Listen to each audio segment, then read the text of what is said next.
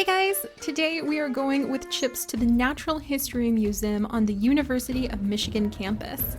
When we first moved here into Ann Arbor 3 years ago, they had just started construction on the brand new Natural History Museum, and I was so excited to finally get a chance to go and see it in person. What we found were so many amazing specimens of prehistoric animals that I cannot wait to add into our future adventures.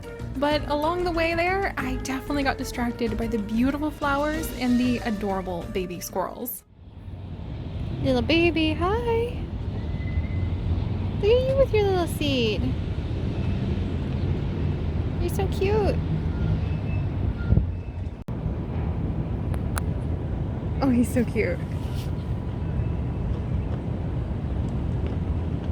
Oh, where'd he go? Oh, there he is.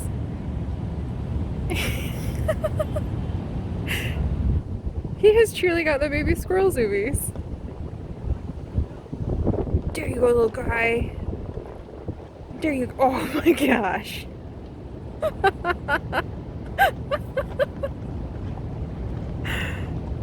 Oh, he's cute.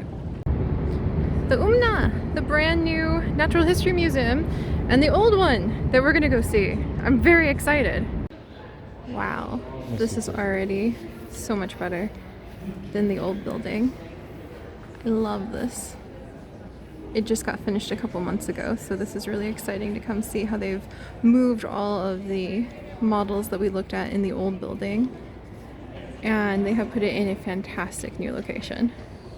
This is really cool. They have a fossil prep lab with science at work, so you can actually watch the people doing fossil extraction here.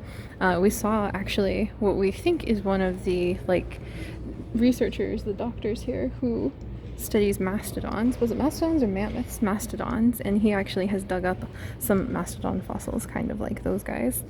But there's even a section where you can talk to them. You can press it and ask the fossil preparator all sorts of questions.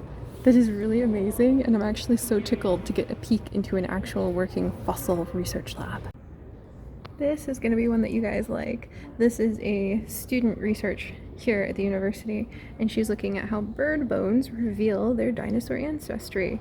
So you can look at the bird bones. So right back here, they have a cross-section of a bird bone, and then you can see the sauropod backbone, the cross-section of a pterosaur arm bone. They're very, very similar, and I would love to do some more research and share it with you guys on what the inside of dinosaur bones look like and how they compare to bird bones. So this is really cool. We should follow up on what she's studying, because that sounds awesome. This is a mastodon footprint? That's what I said, there's actually two. So there's two steps. Oh, because they walk with their front foot and their back foot kind of. Okay. All right. So I have really big feet. But not that big. Wow. So they have a section for being able to see the scale of the universe, which is a really wonderful, very serious concept, imagining, the scale of a tiny atom, the size of a giraffe, the size of the planet, the fact our sun is actually quite small compared to many other suns. But I think one of my favorite sections is seeing how tall you are in turtles, cats, and penguins. And I am 22 turtles tall.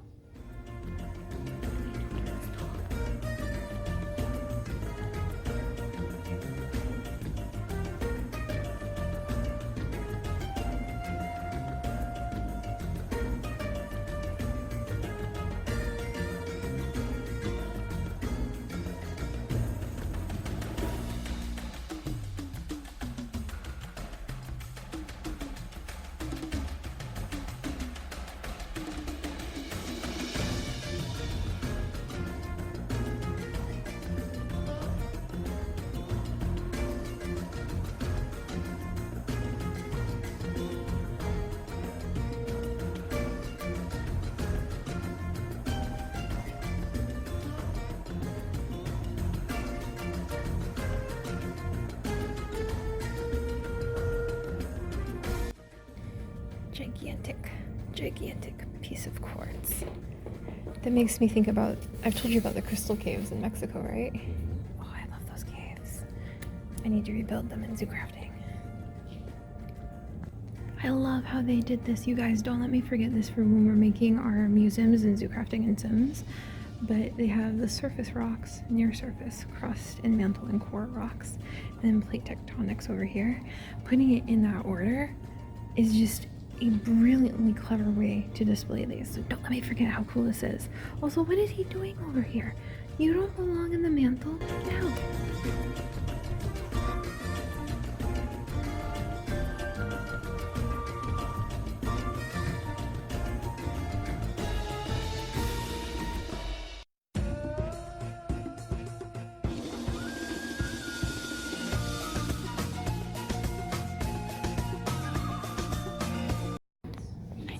Lightning fossils, where lightning will strike soil and sand and it can vaporize it and create a fossil, but I had no idea they could get that big. That's amazing.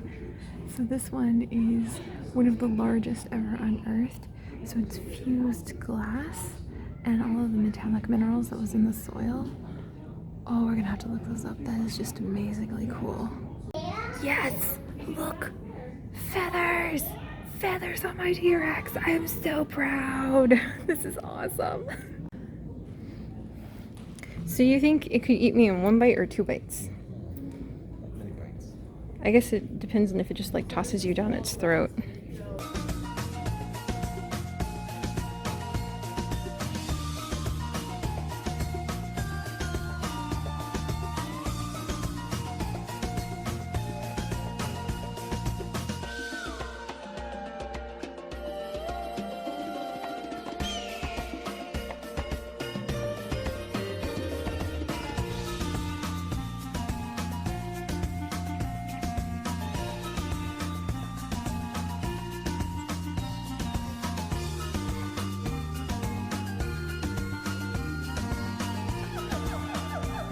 So this really long guy right here, I'll show you the name in a second because there's no way I can pronounce it, but apparently it is a distant relative of squids and octopi and the largest invertebrate that ever lived, and it could get up to 30 feet long.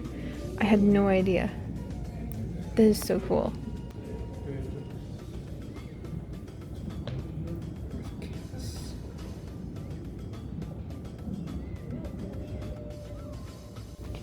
I was looking at the model of the Eriops right over here, talking about how cute he was and look at how adorable, and then you read the description. They were 9 feet long. So suddenly it makes the little cutie guy look a little bit more intimidating. Darling, they're not closely related to salamanders, but it says to consider them a giant carnivorous salamander roaming through the forest underbrush. I like his little boomerang head. Oh, sure. He is Diplocalus. They're not sure why he had a boomerang head, but it makes it easy to identify. I'm sure that's appreciated when you're trying to like pick apart tons of rocks and fossil pieces. Aww.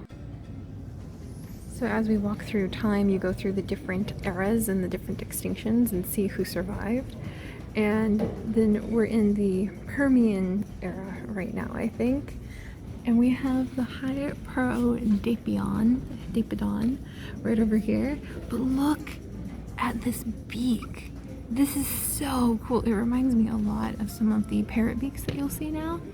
And it's part of an extinct group of reptiles who are plant-eating distant relatives of crocodiles and dinosaurs. And the model that you have right down here is apparently 1/5 the size, but I've never heard of these guys before, and I just can't get over the shape of this skull. This is really cool. I can't believe like no living distant descendants or relatives. An end of an evolutionary line, but there's still some similarities right there. That's really cool. This is a petrified tree, a petrified slice of wood from a tree called the Eriocaryoxylon. And it could grow up to 160 feet tall, and it could live for hundreds of years. And this particular tree, dinosaurs and other prehistoric animals fed on this tree's cones and nested in its branches during its lifetime, and that is something I never really thought about before. When you look at a slice of petrified wood like this, you're not just looking at the tree itself, but you're looking at what's probably a home and an environment for living creatures during its lifetime. And I've never thought about that angle before, and I'm just so excited now.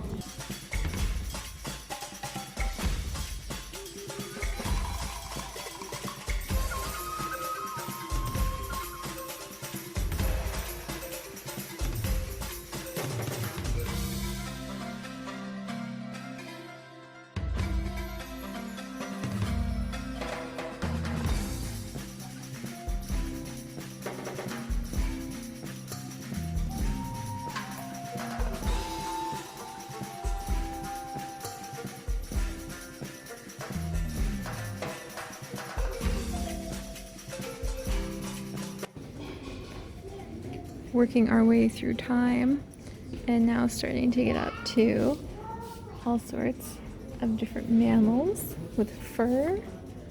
I have to look up some of these guys because I've never really been so curious about all of this before. Like, when did jaws and ears develop? So cool. That's another one of my favorite new skulls. I didn't know I was coming here in search of favorite new skulls, but I found favorite new skulls. Look at the quality of some of these fossils right here from Green River. Wow. What's a stingray over here? You have a little fish and a little bird.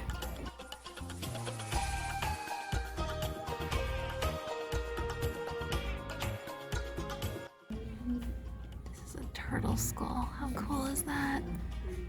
Extinct since 3,000 years ago.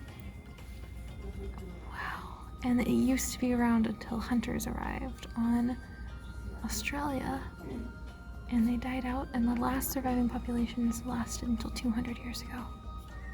That's amazing.